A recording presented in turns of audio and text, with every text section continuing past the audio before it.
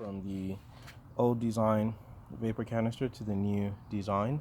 To do this job, there are a few fundamental things that I'm going to need to work with. Going to need cutters, and I'll explain what that's going to be for in a second. But most importantly, this is the key reason why we're doing this transplant. The solenoid on the old piece is a three outlet solenoid like you see on here, right?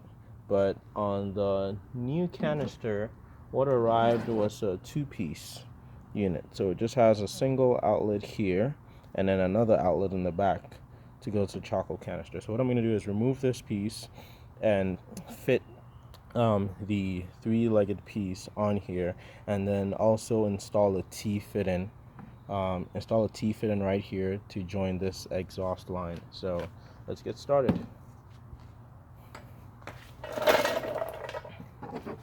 So first order of business, what I'm going to do is take this clip off, and hopefully I'm not blocking too much of the shot in this clip.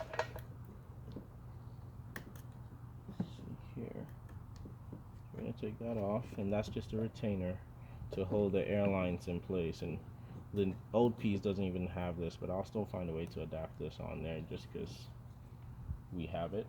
So set that aside, and then we can start off by looking at our lines right here. So what I'm actually going to do first is then go ahead and remove the solenoid bracket from this piece here.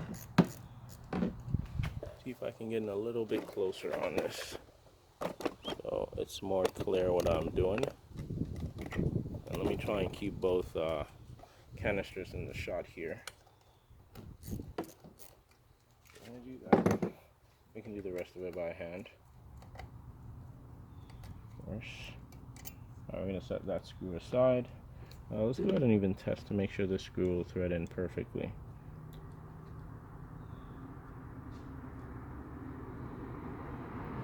So the threads are the exact same, so that screw is going to go in there just fine. We're going to set that aside. The Phillips head.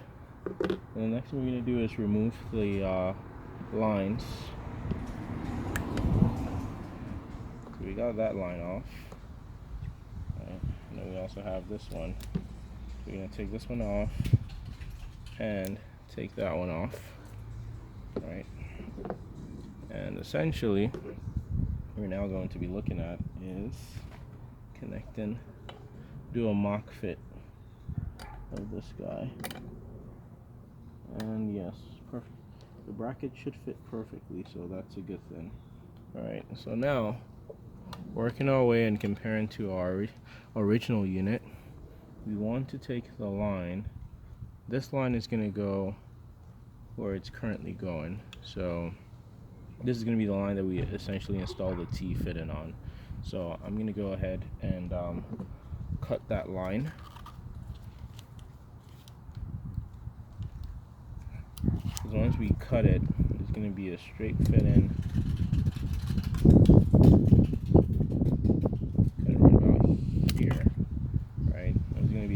Fit in and another fit in like this.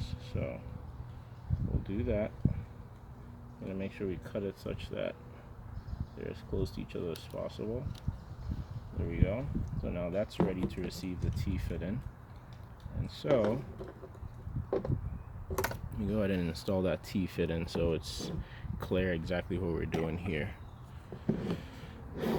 So now I'm going to remove this guy from here, if I can get the angle such that we can see it. We got that guy off. Alright.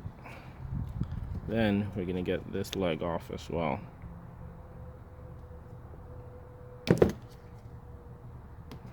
These hoses are definitely dry on there, so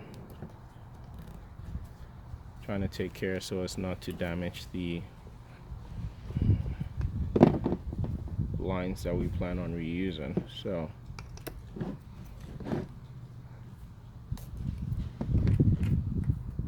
okay, so I figured that whole piece would come off, and that's fine. Then we can go ahead and twist it off here. So we got that piece off.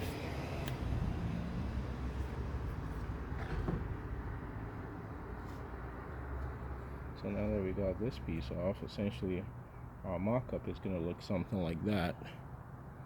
And so we can go ahead and plug this in here.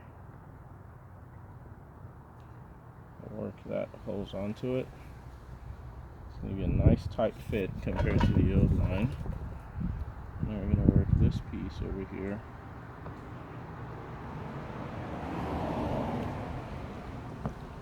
On here as well.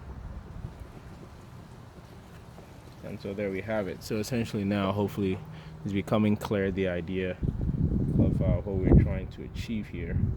So there's that. Alright, so now we're going to go back to our solenoid, right?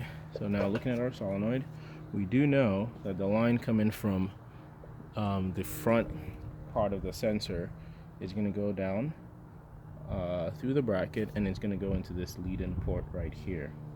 Of course, we run into our first challenge, which is the fact that the diameter of this hole is actually larger than this tube. So we're going to have to find a way to step down from this size hose to this size plug. So I'm going to have to save that for last. And then the next line, which is going to be this line, also has the same exact problem. So, but just to get a visual of what we've been trying to achieve here, this is what we're going to be looking like when all is said and done. So I'm actually going to stop, and I'm going to go ahead and go to the store and grab some various sized vacuum lines so that I can go ahead and do this and attach these two together. And then last but not the least, I'm also going to pick up some vacuum line for this guy back here, because I'm going to go out on a limb and say this is also too big as well for this guy back here. So yep, so all in, we need to, the new fit-ins, the new hoses are a different diameter, inside diameter than the original style three-way check valve. And so I guess I can go ahead and stop the video here at this point, go to the store and grab the remaining parts that I need, and then we can come back and then finish this job off. So